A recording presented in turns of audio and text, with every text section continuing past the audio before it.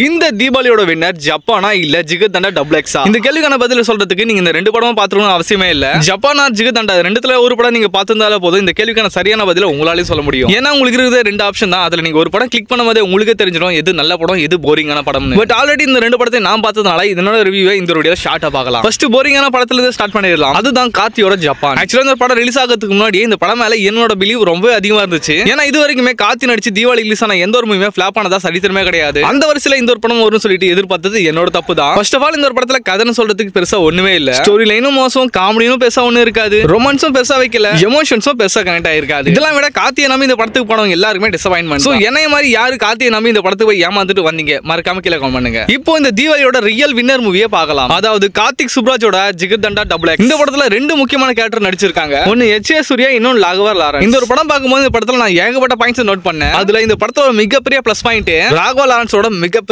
Acting தான். இந்த மாதிரி லாரன்ஸ் மாஸ்டரால இதுக்கப்புறம் நடிக்க முடியுமானே தெரியாது. ஏன்னா அந்த அளவுக்கு பெர்ஃபார்மன்ஸ் இந்த ஒரு படத்துல நடிச்சிருக்காரு. பொதுவா எச் ஏ சூர்யா நடிக்கிற எல்லா படத்தோட பெர்ஃபார்மன்ஸுமே அவரு தான் தட்டிட்டு போவாரு. பட் இந்த ஒரு படத்துல எச் ஏ சூர்யாக்கு டஃப் கொடுத்து லாரன்ஸ் மாஸ்டர் வேற லெவல்ல ஆக்டிங் பண்ணியிருக்காரு. இந்த படத்தோட கதைன்னு பாத்தீங்கன்னா ரொம்ப சிம்பிளான ஒண்ணு தான். பட் இந்த சிம்பிளான கதையை கார்த்திக் சுப்ராஜ் எந்த அளவுக்கு மாசிவா டெலிவரி பண்ணியிருக்காருன்னு பார்க்கும்போது வைக்க தான் செய்யுது. இந்த படத்துல நடிச்ச அனைவருமே அவங்க கொடுத்த வேலையை கரெக்டா செஞ்சிருக்காங்க. இதுவும் இந்த படத்தோட மிகப்பெரிய பிளஸ் பாயிண்ட் தான். அதோட இந்த படத்தோட இசையமைப்பாளரான சந்தோஷ் நாராயணன் பத்தியும் சொல்லியாகணும். இவரோட இசை தான் இந்த படத்துல பல சீன்ஸை நெக்ஸ்ட் லெவல்ல கொண்டு போகுது. கண்டிப்பா இந்த ஒரு மூவியை மஸ்ட் வாட்ச் இன் தீபாவளின்னு சொல்லியே ஆகணும். இப்போ இந்த தீபாவளிக்கு இந்த படம் நீங்க பார்க்காம போயிட்டீங்கன்னா அப்புறம் நீங்க வருத்தப்படுவீங்க. அப்படி வருத்தப்படாம இருக்கணும்னா மறக்காம போய் தியேட்டர்ஸ்ல இந்த படத்தை பாருங்க. ஒருவேளை நீங்க ஆல்ரெடி இந்த ஒரு படத்தை பார்த்துட்டீங்க, இந்த படத்தோட உங்களோட தாட்ஸ் என்ன மறக்காம கீழே கமெண்ட் பண்ணுங்க.